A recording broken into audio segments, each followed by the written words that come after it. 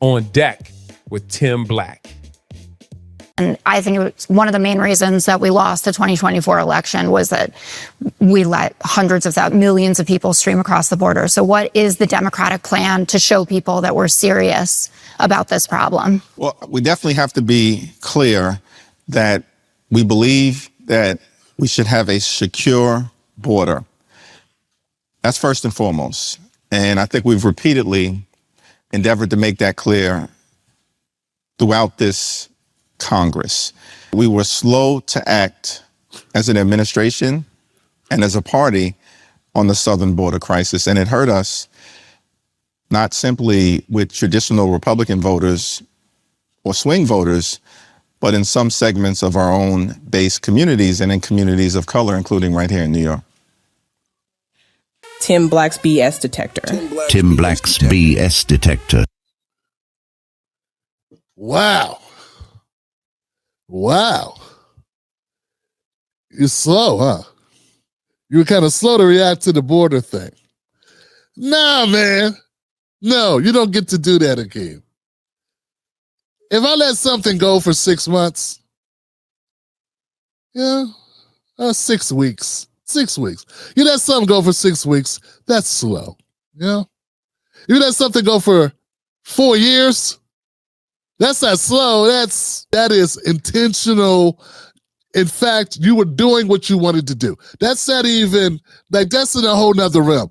The Democrats weren't slow to react to the immigration issue, to react to the border. They were carrying out an agenda. Okay, so I want to be clear here, guys. Let's be very, look. The Democrats had an agenda. The agenda was to bring in new ninjas.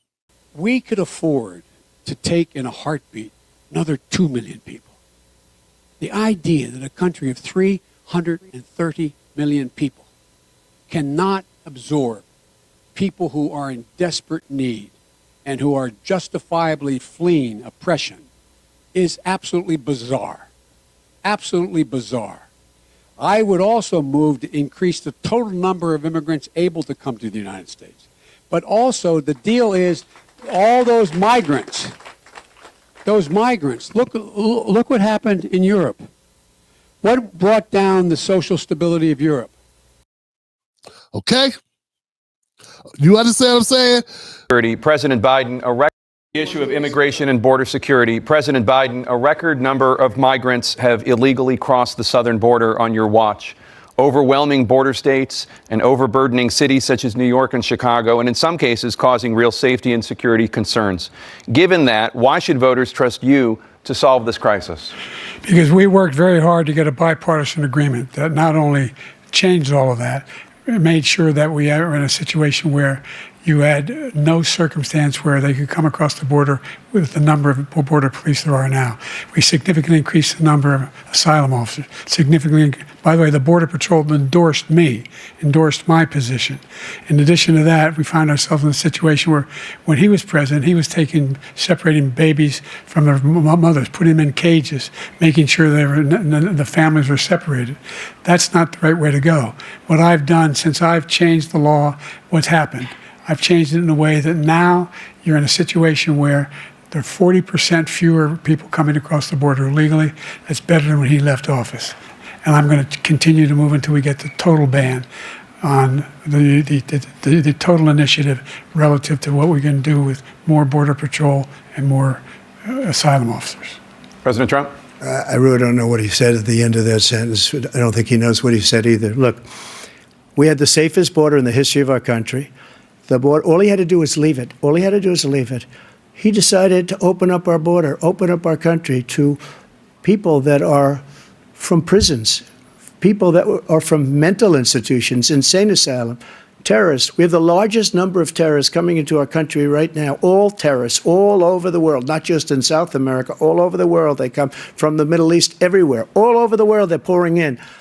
And this guy just left it open. And he didn't need legislation because I didn't have legislation. I said, close the border. We had the safest border in history. In that final couple of months of my presidency, we had, according to Border Patrol, who is great, and by the way, who endorsed me for president, but I won't say that, but they endorsed me for president. Brandon, just speak to him. But Look, we had the safest border in history. Now we have the worst border in history. There's never been anything like it. And people are dying all over the place, including the people that are coming up in Thank you, caravans. President Trump. Do you understand what I'm saying? This is what they're doing. Black people, you need to understand that too. They want to bring in poor whites. They want to bring in a new poor class that are going to move above us. Okay? They're going to move above blacks. That's the problem. That's another thing, okay? But they're bringing in a new class of people intentionally. This was the goal. It's not a bug of Biden's presidency. It is a feature. It's intentional. It's like Seth Curry taking 1,000 shots a day. Biden was taking 1,000 shots a day for an outcome. The border being open was intentional to achieve a certain result. Let's not act delusional. Let's stop letting Democrats off the hook. And I got a lot of sellout Democrats. A whole lot of black, sellout, horrible Democrats who want to deny reality. So I had to go around the country and educate people about what immigrants do for this country, or the fact that we are a country of immigrants. Right. The fact is, ain't none of y'all trying to go and farm right now. Okay, so I'm lying. Raise your hands. You're not. We done picking cotton. We are. You can't pay us enough to find a plantation. I know that's right. How many of you are sending your kids to college to go and work on them? Okay, well, guess who is working the farms? So that you can afford your food. So that you can have food. So that you can have food. Now, how many of you are looking to send your kids into hospitality after this college education so that they can go and make the beds at the hotels? How many of you are planning to send your kids to college? Because that's what we do here. We send everybody to college. How many of you are planning to send your kids to college so that they can then go and build these houses? So the reality is that so long as we live in a capitalist society, there's always going to be someone or a group of people that will do work that some of the rest of y'all don't want to do. These are the people that are really making us great in this country. I am telling you that this is a failed thing, but we've got to do better to connect the dots and let people know the reason you can't afford a home is because of these failed immigration policies. The reason you're not going to be able to afford your food is because of these failed immigration policies. And maybe some of them are good people, but they are full of it. They are full of it. They are liars. And their party is full of liars. White Americans woke up. They woke up with the Tea Party. Black America is late. White Americans woke up with the Tea Party. Black Americans would have woke up fully. Don't get it twisted. Black Agenda Report, Ford. Some people, Glenn Ford, he was awoke. He was awake. Okay? But I'm saying more black people would have woke up if it wasn't for the misleadership of black sellout Democrats who keep up a lie, who lie and deny, who are paid to lie to us.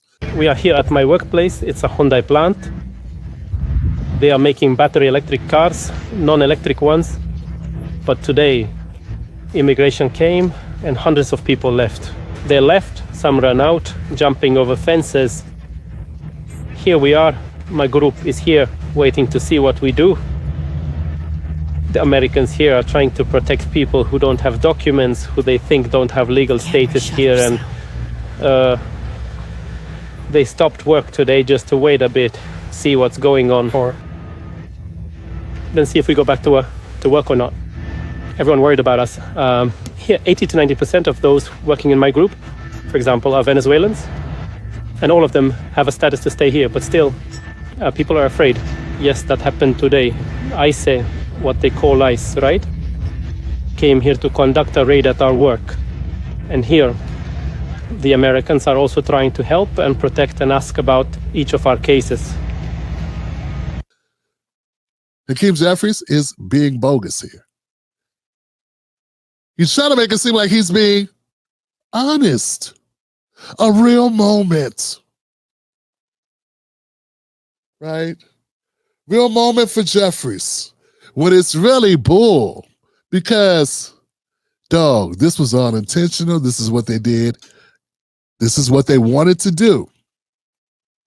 This was their strategy. It is still their strategy. So you do it. You open up your border. You let everybody in, 10 to 20 million people. And then you're going to try to get them all to vote Democrat. It's going to knock out the black vote. It's going to neutralize dissent of black voters, but also white voters.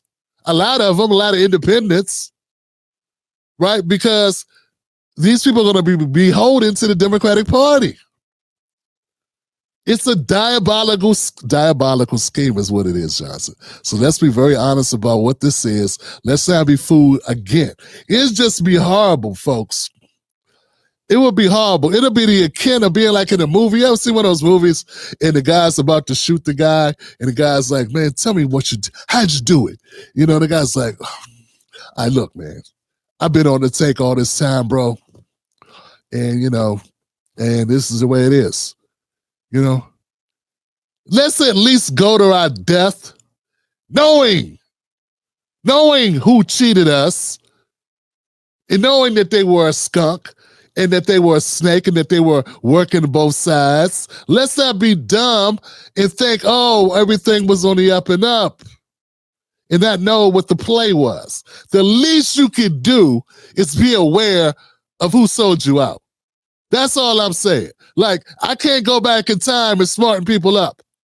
You wanted to follow them. You followed them right off the bridge. You listen. You're still listening to Jasmine Crockett. You're still listening to liars like Clyburn, Tiffany Cross, Andrew Gillum. How could Andrew Gillum ever tell you anything of consequence that you would pay attention to? How could that ever happen? He was Shannon Sharp before Shannon Sharp was Shannon Sharp. How could you ever listen to these people? But we do it. We do it. We do it. So no, I don't give Hakeem Jeffries any cool points for going here, this Democratic thing, and saying what doesn't matter anyway. And know this, they stand to win from this. They're going to give voting rights to these people that they can keep in the country. This is why they're making a big deal and trying to shut down Trump's immigration deal of deporting people. Because their elections are going to depend on those people not only staying in the country, but being able to vote. Yes, it's that bad. I don't know why I gave Andrew Gillum the business. I just feel like I had to throw a guy in there, you know what I'm saying? Because I'm going at Tiffany and I went at Abby and I went at, but there's a couple guys. It's like basically though, guys, for real talk, black men aren't really that consequential in the Democratic Party. You know what I'm saying? Like, I could try to make them consequential, but they're just not consequential. Angela Rye and Tiffany Cross and Jasmine Crockett and Abby, they all have way more pull and flex than black guys I can name. Ellie Mistel was just, come on. You know what I'm saying? So it's not that they are women, they're black women, it's that they are influential. You know what I'm saying? When I call out Tiffany, I just want to be transparent. When I say Tiffany Cross, when I say Abby, when I say Jasmine Crockett, their names ring out because they are actually more present, more relevant. Who am I going to bring up? Mark Lamont Hill's on the Joe Budden podcast. He's that. Who am I going to bring up? Who? I mean, see, get what I'm saying? Like, it's just true, man. Democrats have always elevated women above men. Black women above black men. It's always been that way. Black men are so marginalized. So I don't want to make it about going after black women, but you go after the person with the ball. You know, if this is a sports game, like this is sports, you go after the quarterback. You don't go after somebody sitting on the bench. And most black men in the Democratic Party are just sitting on the bench. I mean, look at Cory Booker and look at Kamala Harris. Case closed, face closed. Not saying she's better, but I'm saying Booker talked for 25 hours about nothing. And in 2 weeks, no one will be talking about him. They already stopped talking about him. Perfect. You made it to the end of the video. I appreciate you. Now, Google thinks this next video is going to be perfect for you. It's right up your alley. So click the next video, watch that with me, and let's keep this politics going. You're built for this.